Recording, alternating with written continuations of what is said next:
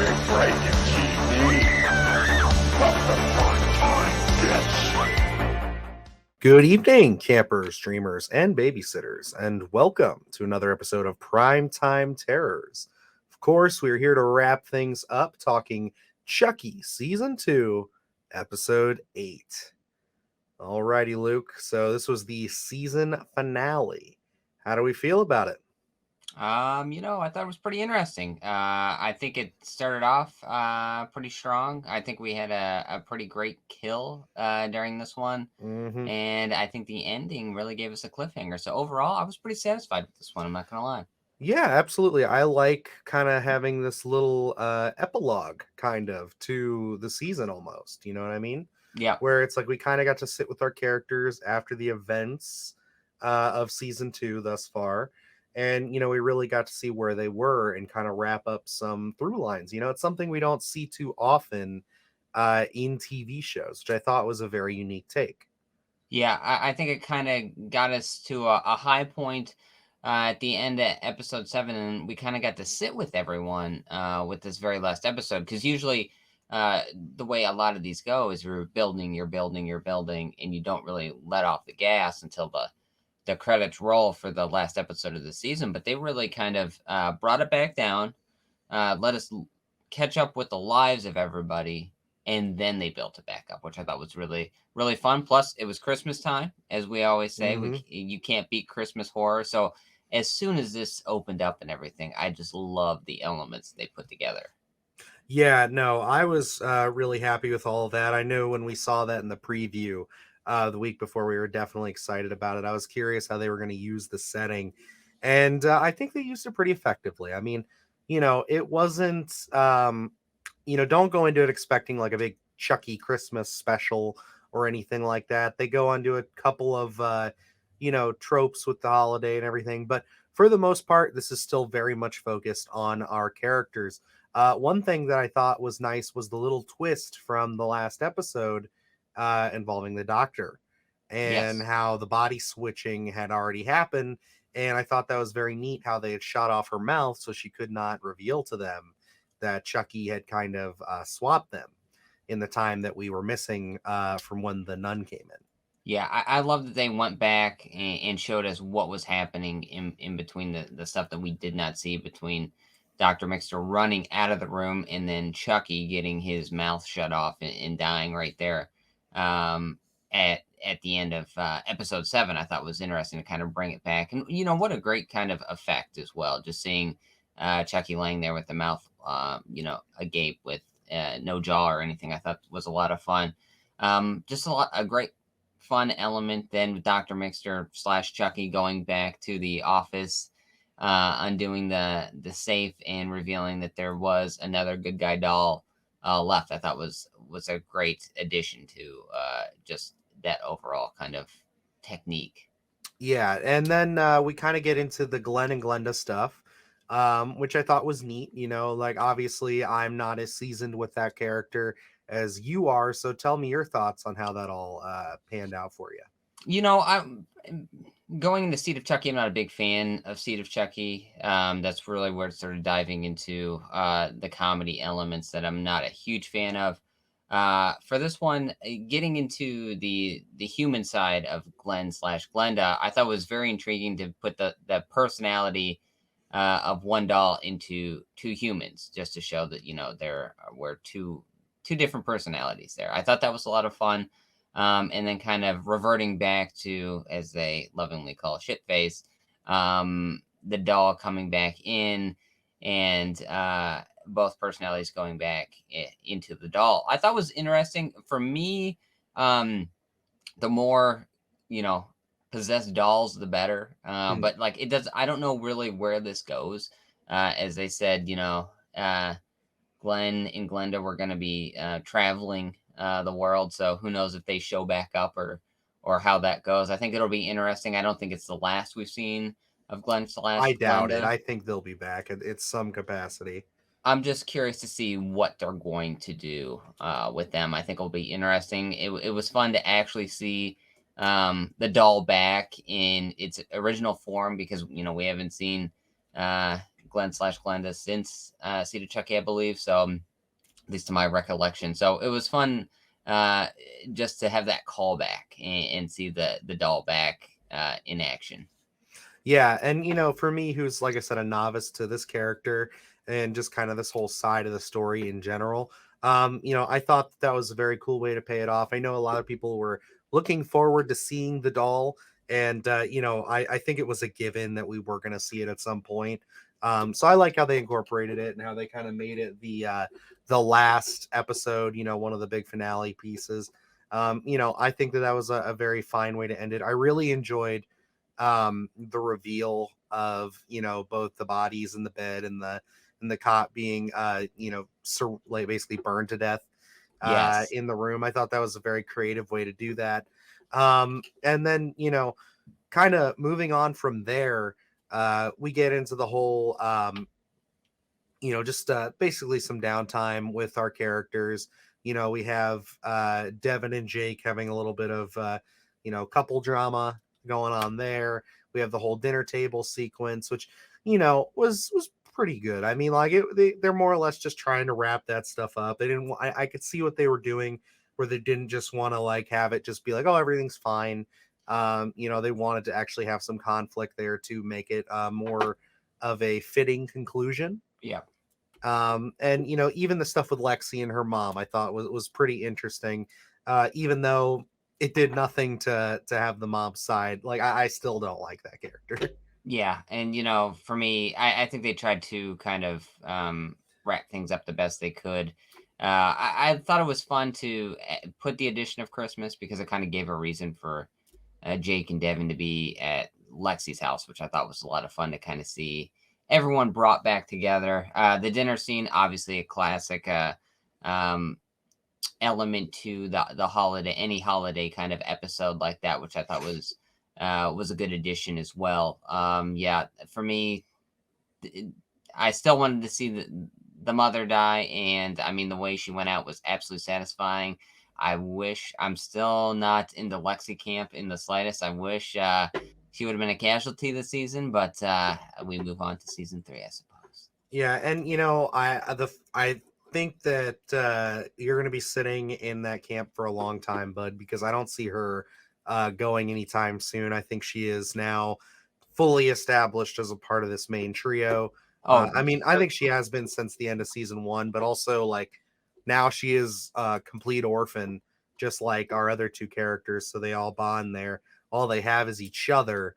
And it's one of those things where it's like I like all the Chucky stuff. Once he starts coming into the play, I thought all that was very fun, very cool.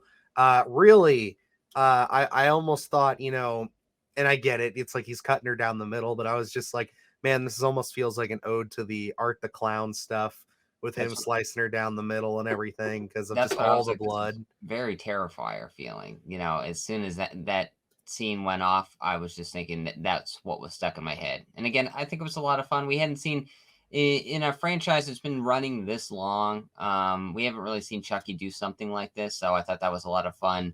Especially making fun of his height, I think was adding that comedy with the horror, which they do so well, and certainly in the series here. So I think that was one of the most creative, one of the most fun, and one of the most horrific kills that we've seen in the entire franchise itself. Definitely. Yeah, this was definitely one for the books. I really liked it.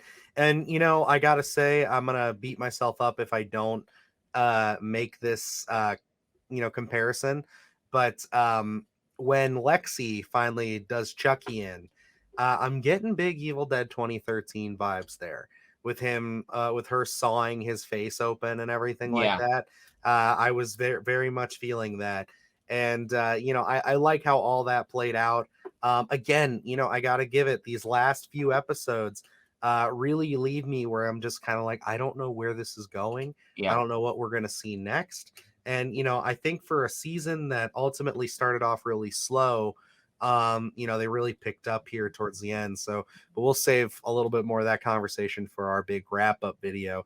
I guess we can kind of get into the final moments, where we got the reveal that Carolyn has been, is it Carolyn or Caroline? I thought it was you know, Carolyn. I think it's Carolyn, but again, I'm not 100% sure either. Yeah, she has obviously been indoctrinated with Chucky for quite some time now. And, it's one of those things where we get that reveal once Jennifer Tilly tries to go and steal the doll and Jake and Devin start stabbing her, which I thought, oh my God, we're going to kill Jennifer Tilly too. I Like, thought that as I well. I was was like, like, no okay, way. wow. It's like we're really like leaving all of our pieces off the table here. And, they obviously she survives, but I thought that was a nice reveal. I'm like, okay, this is a cool way to take it. We'll see what happens next here. And then we get into the final moments of the episode where we see Jennifer Tilly. She's in Times Square with Carolyn, and they're just hanging out in a hotel room, and Nika calls and she can see her from across the way, and Jennifer Tilly tries to do the body switch into the Belle doll, and we have this great reveal, which I think is a movie reference. Do you know what it's referencing? I don't know 100%. I don't either, Um, but I'm like 99% sure that's a reference to no, yeah, something. I think when he did the thing on his face, I was the reference. I'm not 100%. We'll probably have to do some research in there. Someone in the comments will certainly I tell was us gonna say, if more. any of you guys know what it is out there, please let us know. But yeah, Chucky is revealed to be the Belle doll, which I thought was, really cool. I'm like, why didn't we see that from the start? You know what I mean? Like, I think Yeah, that's is it a bit of a stretch? Sure, but it's fucking Chucky. Like, come on, man.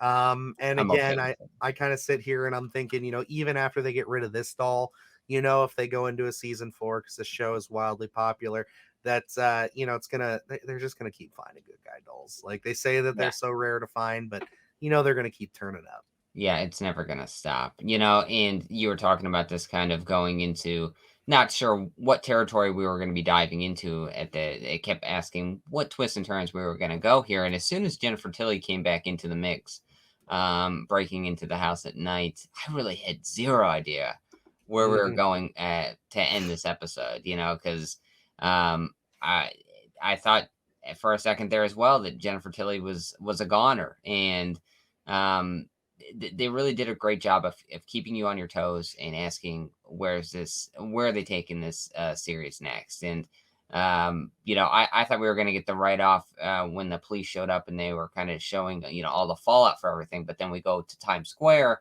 which was another like, oh, a little extra bit there. I was like, I thought we were already Mhm. wrapping this up. And then with the reveal of Chucky as the Belle doll, I mean, so perfect. Like it had its moment of fun, but then we end with the cliffhanger. What's happening? Did he get Tiffany, or is she living to see another day? So I'm really intrigued to see what we're gonna do with season 3. Overall, I mean, we'll dive into it deeper, but a lot of positive vibes coming out of episode 8 here. Absolutely. And I again, I agree. I have enjoyed the last 3 episodes a lot. I thought they all really went well together. And this was just a great finale. I love the Christmas vibes. I love the way we left off. I am excited and eagerly looking forward to the announcement of season 3 coming hopefully around the corner here so we can get into this next year. And, that's just going to be another fun-filled couple of weeks of talking Chucky. Absolutely. And one little tidbit that's really going to add nothing to this discussion, but I just want to bring up because we did our Child's Play 2 podcast, and me and Dylan had went off on our little tangent about how great a Christmas episode or a Christmas themed movie for this would have been great. And just a visual, I think they nailed the aesthetic here, even though they didn't do a lot with the Christmas theme. But one of the things that they did terrific was I love seeing the good guy footprints in the In the snow. snow. Yeah, no, with the imprint, yeah, I that stuck out to me as well. I mean, just seeing Chucky in a Santa hat too was a lot of fun. Perfect. I like him eating the cookies and doing everything. Like it's a whole good bit of fun, and I'm enjoying all of this. So, but alrighty, guys, I think that's gonna wrap us up here for our discussion on episode 8, season 2 finale here of Chucky. Good season so far, but catch us back here in a couple of days. We're gonna formulate our thoughts. I might rewatch an episode or two here to get refreshed, take a few notes, and we're gonna come back here with our final wrap up of the entire season, where we're just going to run down everything from episode 1 through 8, our thoughts, and just kind of give our thoughts on the entire season as a whole, as well as kind of like a little rating. We don't normally do that, but I think it'll be appropriate for this just because, we have so much content that, we might as well kind of give at least our initial thoughts, maybe a rating or recommendation or something. So, yeah, and then of course after that we'll have to stand by because we'll have to figure out what we're going to be doing next for Primetime Terrors. We got a lot of options that we're going to be discussing, but yeah, I'm really enjoying this series, and I'm really happy that you guys are too. This is one of our most popular series on the channel, so thank you for showing up for it. Always a good time. Alrighty, guys. Well, that's going to wrap us up here for Primetime Terrors. Other than that, you can catch us on our social media at SplattercastPod on Twitter, Instagram, and TikTok. Keep up with all the latest and greatest. If you are new to the channel or you haven't done it just yet, please hit that subscribe button. We are trying to get to 500 subscribers. We are getting mighty close, and it'd be great if we could get there before Christmas. Be a nice little Christmas gift for us. Other than that, too, we do have a review for the latest, horror flick to be gracing our screens in theaters with Bones and All, which we just posted earlier today. So please check that out, as well as our Texas Chainsaw Massacre podcast. It's that time of year in the States. It's Thanksgiving week. And, we're talking crazy families and crazy cannibals. So let's get some good eats, enjoy the holiday, and tune back in here tomorrow. We got an extra special video coming to you guys just for the holidays. So other than that, I'm Dylan Newell. And I'm Luke Janesco. And remember, stay scared.